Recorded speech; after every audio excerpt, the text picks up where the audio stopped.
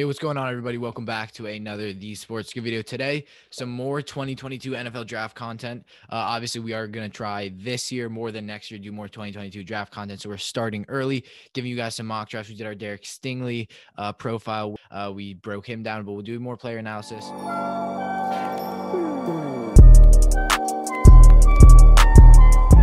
Today we're doing a mock draft reaction. I don't want to just pump out mock draft and mock draft because we're going to be doing that a lot during the season. I don't want to overkill it and kind of just be that mock draft guy that does it way too much. So I will not be doing when I'm doing a reaction. The sole reason I'm doing this, I'm not doing this for clicks. I'm not doing this because I think, what it'll do well. I'm doing this solely because this mock draft really is eye-opening. It was published May 1st. May 1st, it was published May 1st.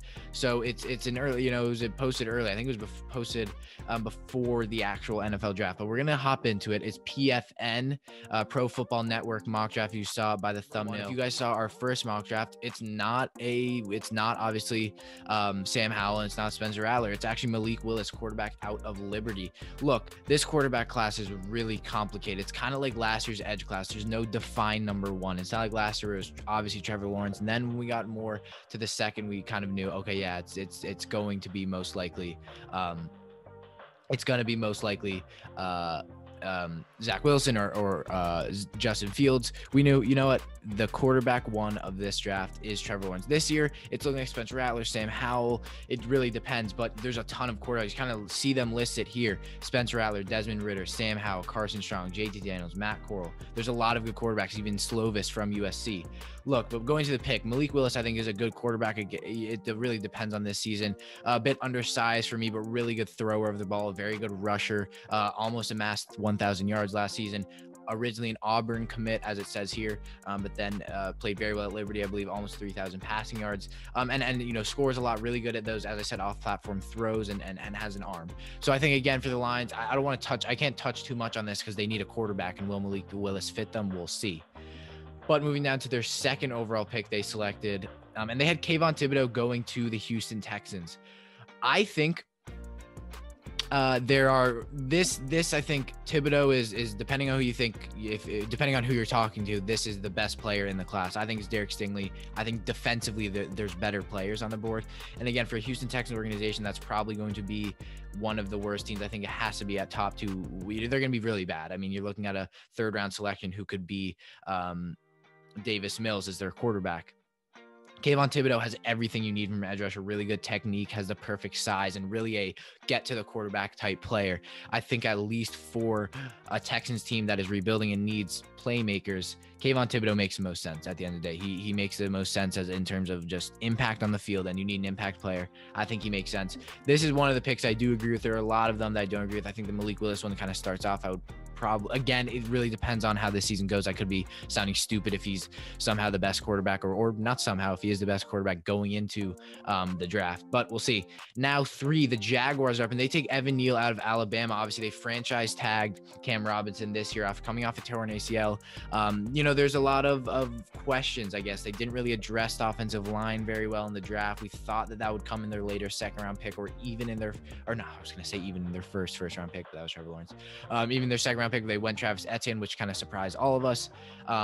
Although that's starting to seem more of like a make sense pick. But Evan Neal is an absolute beast. Again, in terms of talent, this guy's up there as one of the best in the class. A huge offensive tackle from Alabama, has been protecting the best of Alabama quarterbacks, best of Alabama running backs. He's just been a fantastic, huge tackle who Etienne and Robinson can both run behind going into 2022 season. So next year, not this upcoming year. He's just a force. I think, obviously, the Jaguars, will see how their season goes. Hopefully they're not the third selection in the draft. Hopefully Trevor Lawrence can bring them to at least more than 5 wins. But we'll see. But again, if they can get a value selection like Evan Neal, I think it would make the most sense and would really benefit all pieces on that offensive side. But number 4 here is the Philadelphia Eagles, and they take Andrew Booth Jr., cornerback, Clemson. This is one I do not agree with. Look, we've seen Clemson quarterbacks, AJ Terrell. We've seen, not great Clemson quarterbacks translate into the NFL. I'm not saying Andrew Booth won't be. I think he's talented, but he again, good ball skills, athleticism, and what I think really steps out to him is that he has good length. But the problem is Derek Stingley's on the board. And to me, I feel like Derek Stingley's here and the rest of these cornerbacks are down here. Look, I'm not saying there's a good cornerback class. There's RG Elam, Elam. I really have to get down these names. There are some hard names in this job, but Elam, the cornerback from Florida. There's some really, really good cornerbacks, but obviously Darion Kendrick, who went last year from Clemson. There are good quarterbacks, corners this year, and then there are good Clemson cornerbacks. But to me, it's Derek Stingley is far better. I think this would make so much more sense if the Eagles were to look for a corner. I think he's the most talented player in the draft. I think he's the best corner we've ever seen come out. I think if this season pans out well, he could be. But again, I think Andrew Booth is good. Is he worth number 4 for me? I don't think so. 5, this one I couldn't. George Karl Aftis, the third defensive line, Purdue. I think, obviously they got Trey Hendrickson. But, again, the Bengals roster will have some holes. He will go in there and kind of be they need that interior defensive line, which obviously, as it says here, he's the perfect pick. Good run stopper. I said that way too much. Has kind of that not massive size, decent size. I say here 6 foot, 720. But again, I think he has the size of a defensive lineman who can go and disrupt. So I think it makes a ton of sense. Again, he's going to his junior season, so he may not be declaring for the draft. We'll see what he wants to do. But number 5, I think that would make sense. Oh, this is just to this is the 1 to 16 selections. Now the New York Jets, and this is where I think has to be the steal of the draft. Derek Stingley here at 6, especially for the Jets, where a secondary that is just so, just so terrible. They're not good. And I don't think they will be good going into next year. I think there'll be a huge problem why they will not get wins. And Derek Stingley goes in and will automatically become a cornerback 1. Obviously him, going into 2022 is the best corner in the country, was the best corner in the country as a freshman. This guy is fantastic. As it says here, he had 6 interceptions as a freshman, had 15 pass deflections, had a forced fumble. He was just fantastic, and will play some receiver this year. So who knows, maybe it says Derek Stingley Jr.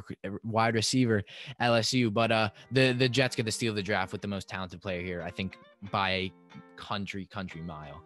And now the New York Giants, my Giants, and I would be happy with this. Spencer Rattler, quarterback, Oklahoma. Look, I have a big problem with him stepping out of open pockets and getting sacked. But Daniel Jones, this is last year in a quarterback class that is, there's a lot of them. Are they all fantastic? No, but there's a lot of them. I think the Giants need a quarterback at Dan Jones, and that it. Spencer Rattler's that. He has really good arm talent. Again, someone who's good at off-platform throws. Again, someone who's doesn't have massive size, but I think this guy's probably the quarterback 1 right now. Will he be? We'll see. But following after, some good quarterbacks, obviously, Jalen Hurts, Baker Mayfield. I don't know if we can say good yet, but he's falling after a line of quarterbacks who've been drafted. So that's a good thing. Now moving down to number 8, where the Atlanta Falcons take Desmond Ridder, quarterback Cincinnati. Someone, as it says here, was a quarterback in the 2021 draft, but he didn't end up declaring. He didn't he was like ranked very low, below 100, wasn't a great quarterback. I would say probably a 3rd round selection, but now he goes back to Cincinnati and has potential, as it says here, to be quarterback 1. Really, big quarterback, kind of a playmaker.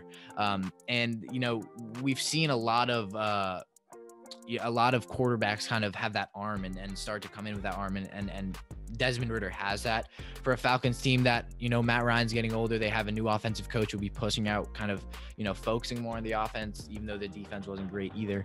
But, I think this is a good selection for a Atlanta Falcons team that needs that playmaker at the quarterback and need a young talent to come back in. And now finally at 9, the Broncos get Sam Howell, who I think is a quarterback 2 for me right now, but they get him at 2, and I think they're really happy. Again, I think this is probably another one of the steals of the draft, someone who a lot of people are comparing to Baker Mayfield in terms of throw power, size, ability to run, and obviously Drew Lock was not good. Already had year 3 and just wasn't talented. They bring in Teddy Bridgewater. And if Teddy Bridgewater somehow steps up, or if he's classic Teddy Bridgewater, he won't be the franchise guy they need.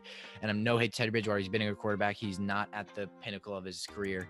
And I think Sam Howell here would be a great selection for the future of a Denver Broncos organization. Now the Giants have 10 again. I mean, this you just don't see much. If we had 7 and 10, we have I'm so happy to see that. But we get one of the most talented players in the draft, lengthy safety, Kyle Hamilton. Originally I'd be like, this isn't great, but they, obviously, as it says, Jabril Peppers' contract expires, someone who's kind of been injury prone. If we can get Kyle Hamilton, that secondary will be the best in the league. I don't care what you say. If we all of our defensive players pan out, if we have, all of those players, James Bradbury is still there, obviously. If Xavier McKinney plans out, this secondary will have 2 young, high potential safeties. Kyle Hamilton, obviously what stands out about him is his size at 6'4", where you just don't see that in the NFL. Someone who can get into the box is more of a box-to-box safety. Someone who at 6'4" is fantastic at coverage. I think this would be a fantastic selection at 10 for the New York Giants.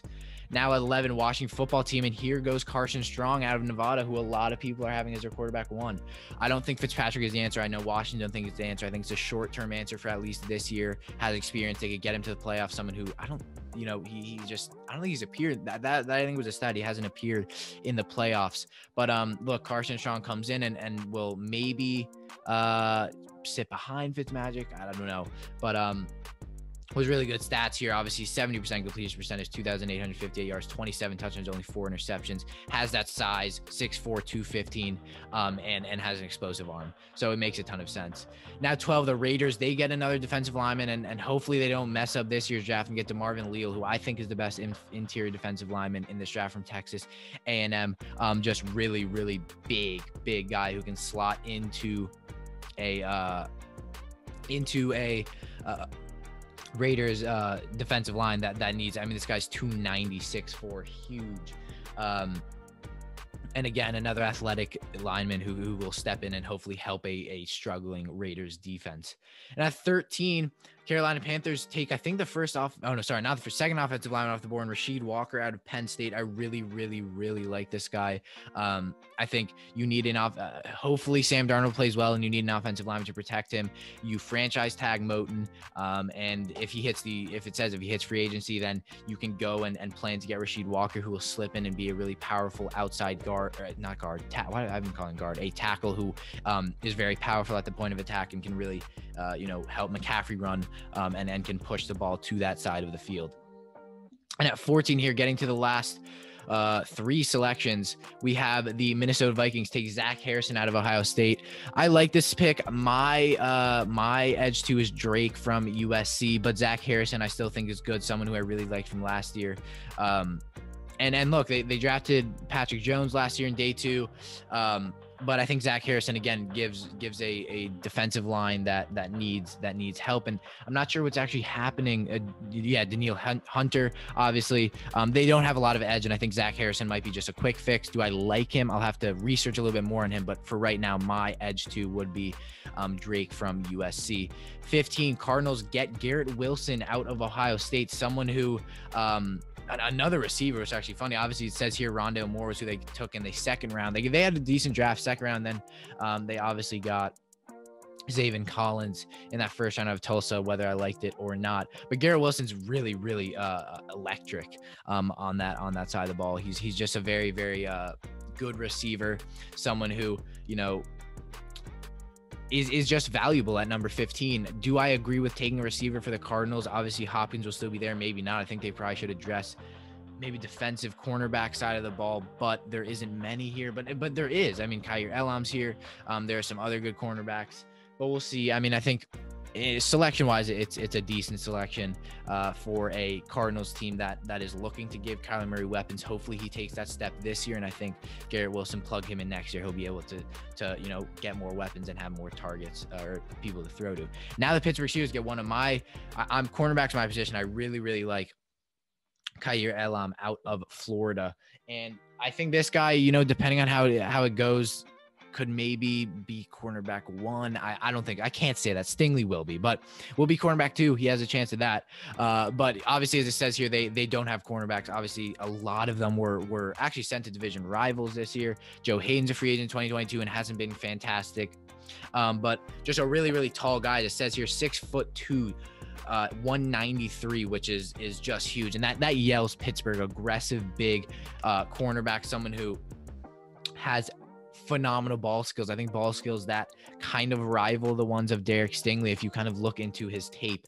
But I think it's a smart selection for a Steelers team that needs that secondary great. And I think they could not be that. They could end up at 3rd in their division. And I think it's very possible they end up 3rd in their division because of defensive side of the ball and the secondary that isn't great. And it's crazy to say that because they've had such a good secondary. But that will wrap it up for the 2022 PFN mock draft reaction. I hope you guys did enjoy. Do make sure to subscribe to the channel. You guys, really do like these videos, so it helps us a ton if you like the video. Subscribe and comment your opinion in the comments down below. As well, follow us on social media, and we have a affiliate link if you want to purchase something down there. You can do that. We get some of the profit, so that would mean the world if you do want to support the channel. Without further ado, we'll see you next time. Thank you so much for watching.